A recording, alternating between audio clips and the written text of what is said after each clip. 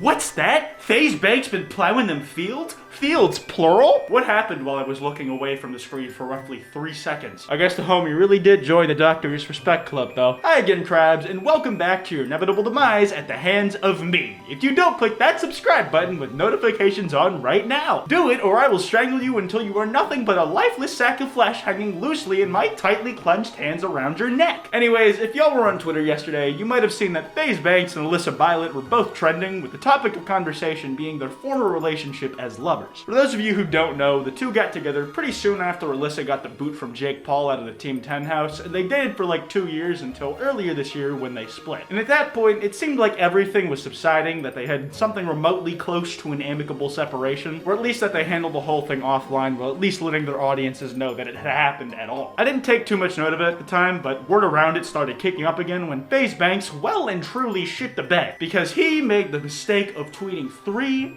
simple words. 3 simple words were not those words. "I love you," read the tweet that set this all off, and after that, only disaster had room to strike. Anything for views finally came out in public to speak on the situation. "Ricky, we've been over this, bro. I ain't into that stuff. Please stop trying to kiss me in public." I guess tweeting about his and Chad's relationship in public was the extension of that PDA lip smacking that Chad just wasn't a fan of. Wait a second, that was the wrong reply.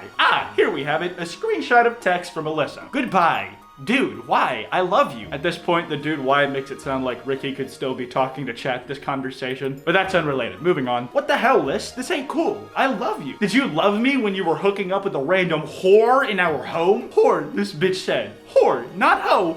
Whore! She really went for the throat on whoever that whore was. I even italicized every time I say the word whore in the script to emphasize the impact of the word choice. Very cool. "Did you love me when you Snapchatted that girl in Vegas to come fuck you when I was at dinner with you?" Dude, WTF is this? I always kept my promises. "Did you love me when I was in Orlando for my cousin's wedding and you hooked up with a girl in our bed?" And then that was followed by 3 dots. Very ominous way to end a screenshot, I must say. Also, I just noticed that Alissa is acting very baller and renamed Ricky a scumbag in her phone.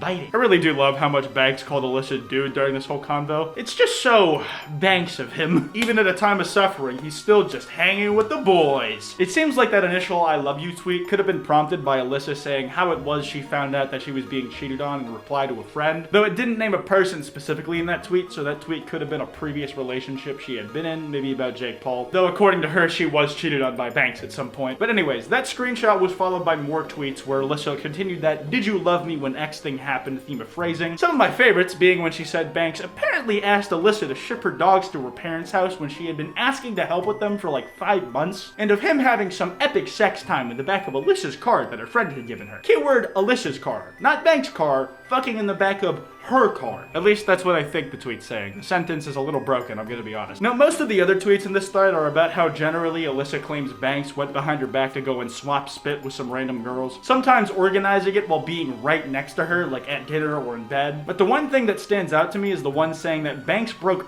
8 of her phone. Like, cheating on someone, it's not very cash money, and very awful of someone to do. But Banks is known to have somewhat of a temper. I like the guy in a lot of what he's done up to this point. He seems pretty down to earth, but it's not a secret that the guy has some rage to him. Like, you can see it in videos he makes responding to certain controversies he's been in, which a lot of times was understandable. But then you had things like the Barley House incident, you had the hotel room that he supposedly trashed, and if he was breaking Alyssa's phones multiple times, then that could be a definite red flag. Given I haven't seen cold hard proof of that, but assuming that Banks did send $8,000 worth of Apple product into the ghost dimension, I don't know the context that every single one of those things may have happened. Like, some of them could have been in anger, true, others could have been genuine accidents though, and some may have been an intentional breakage of the phone, but could have been less mean-spirited than "I'm pissed at this person, I'm now going to destroy their personal property" as a split-second reaction when you're angry. Maybe in the context of some prank for video or just for giggles and such that Banks may or may not have ended up paying the damages for after the fact, I don't know. But in the replies of these tweets,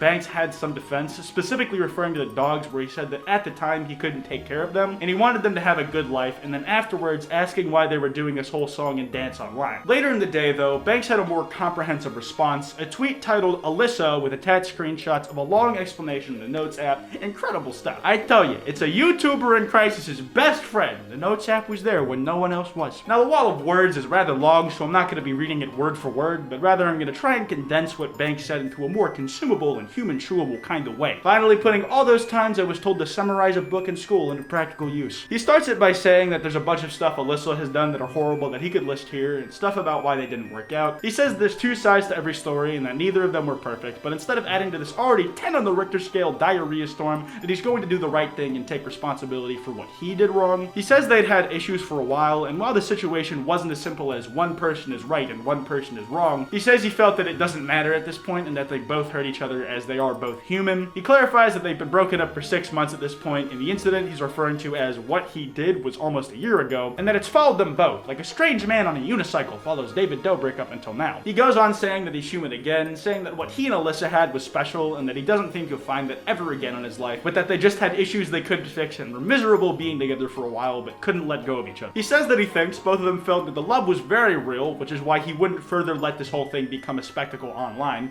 Sorry about this video, Banks. And he says that he thought that line was mutually agreed upon in regards to what he and Alissa would share with their audience. Though he understands that she's hurting and where it's coming from, he says that he still loves Alissa, that he knows she's hurting, but that trying to hurt him won't make her hurt less, and he wishes that things could have been different, that he will always love her and be there for her and never say anything bad about her, before apologizing to those in the audience who wanted more tea to be spilt on their toast. They give their feet some flavor. There's a couple other things to the situation aside from that, like Alissa saying she found out she was being cheated on because she caught Banks in the guest wing of the house naked with a random girl. Oh, presumably Banks. We still don't know exactly who she was talking about in that tweet. And apparently there's a now deleted tweet of her responding to a fan asking if there was any evidence, where she said she had a video of her walking in on the two. A video that has not been released as far as I'm aware. This is likely because if it does contain Banks' ass cheeks, not only might it count as revenge porn, but more importantly, she's afraid of me seeing it, as she knows I have lusted for those buns for years and is afraid of the power that I will achieve if I get my hands on them. Aside from that though, that's the meat of the situation involving these two. Now, as far as my opinion on the whole thing, it goes without saying that it's a bigger mess than the state of your average middle school student's bedroom floor. As with a lot of things like this, like Banks said, there's two sides to the story, and we've only seen a lot of Alissa saying what it is she went through, whereas Banks has specifically said that he won't be sharing more of his side to prevent this situation from blowing up even further than it already had. Apart from the fact that he says that he does have a side at all. Very epic. And while I don't know the full extent of what happened between these two, seems like a lot of LA fucking, I think it's probably a case of both sides have made mistakes, where one side may have made some much more severe ones, and the other side has been more vocal about calling him out for those mistakes. I guess the part that just baffles me about this is how much later after the initial breakup it seems like this is happening. It just feels like that I love you tweet from Banks came out of nowhere. Like he was just thinking about it one night after maybe seeing the cheating tweet, and then Alissa saw Banks' tweet and pulled an E123 Omega from Sonic 06 and just initiated battle mode. It's hard to say because the details of the situation are really murky as it stands when I'm writing this, and at least from what I've seen, everything that's being said thus far is a lot of word of mouth, save that one text screenshot Alissa initially replied with, and the supposed video she has of her walking into the two, which we're not even sure if it exists. I think the things we can pretty safely say did happen is that Alissa asked Banks to help with the dogs, and then he asked her to send them to her parents' house. LMAO. Because they both agree that it happened, just for different perspectives. Very incriminating, absolutely damning to Banks' character, I know. But also that Banks was unfaithful in some capacity, though he only refers to the incident between them in really vague ways. Not saying exactly what it was, which I guess is in line with not wanting to blow this up even more, and trying not to incriminate himself through it at the same time. Now, not to undermine or minimize the tough time and emotional stress that both parties involved in this thing must be going through, but some pretty good goose did come out of this. For instance, you had many a horny teenage YouTube viewer aiming their sniper rifles at Alissa Violet's heart, trying to commit murder by aiming for a vital organ and blowing it to shreds. Wait, sorry, aiming for her heart, trying to capture her love is the correct line. But here are some of my favorites of that particularly niche genre of comedy. We had Jackery YT over here wingmanning for Ethan Bazinga, letting him know that it was his chance to slide in and to be the knight in shit-stained armor for Alissa Violet.